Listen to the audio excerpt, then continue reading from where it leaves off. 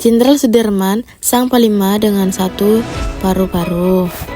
Latar belakang, Jenderal Sudirman lahir pada 24 Januari 1916 di Purbalingga, Jawa Tengah. Dari kecil, ia dikenal disiplin, berjiwa kepemimpinan, sederhana, dan sangat religius. Setelah bergabung dengan PETA, pembela tanah air, di masa pendudukan Jepang, berkat militernya semakin menonjol, terlebih lagi setelah melalui berlatih, ia diangkat menjadi komandan Batalion dan Gereya, Kabupaten Kamuya, sekarang Kabupaten Cilacap. Jenderal termuda di Indonesia. Setelah proklamasi 1945, Indonesia masih rapuh dan Belanda berusaha kembali berkuasa. Di usia hanya 29 tahun, Sudirman diangkat sebagai Panglima Besar Tentara Nasional sebagai Panglima Besar Tentara Nasional Indonesia. Hal tersebut membuat Sudirman menjadi seorang jenderal termuda saat itu. Mengapa dijuluki Bapak Gerilya? Julukan Bapak Gerilya lahir karena strategi perang yang ia pimpin.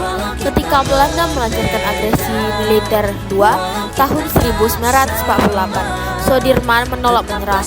Ia memimpin perang gerilya dengan berpindah-pindah dari hutan ke hutan, dari desa ke desa, dan memukul mundur Belanda dengan taktik hit and run. Perjuangan dalam keadaan sakit. Ia membuat kisahnya yang luar biasa. Sudirman memimpin perang gerilya meskipun menderita sakit paru-paru atau tuberkulosis. Dokter bahkan menyarankan untuk beristirahat total, tapi dengan satu paru-paru yang masih berfungsi, ia tetap naik untuk bergerilya sejauh ratusan kilometer. Bayangkan, seorang panglima sakit parah tapi tetap turun langsung memimpin tentaranya. Prestasi dan keberhasilan. Jenderal Sudirman bukan hanya perjuangan, tapi juga seorang jenius dalam strategi perang. Ia mampu membaca kelemahan musuh, memilih jalur gerilya yang tidak terduga, dan memanfaatkan dukungan rakyat sebagai kekuatan utama. Hasilnya, Belanda yang punya senjata modern tidak pernah bisa benar-benar menundurkan Indonesia. Strateginya menjaga kesemangatan rakyat tetap menyala, hingga akhirnya dunia mengakui kemerdekaan Indonesia lewat konfirmasi meja bundar 1949. Kesaktian dan sifat religius Jenderal Sudirman. Banyak kisah beredar yang menyebut Jenderal Sudirman memiliki kesaktian dalam perang gerilya. Meski Belanda mengepung, ia sering berhasil lolos tanpa diketahui. Rakyat kala itu percaya beliau bisa menghilang dari pandangan musuh. Konon Sudirman juga memiliki sebuah keris pemberian seorang kiai, dan yakni membawa Tuhan perlindungan. Namun yang membuat keyakinan ini semakin kuat adalah sikap religius Sudirman, selalu menjaga wudhunya.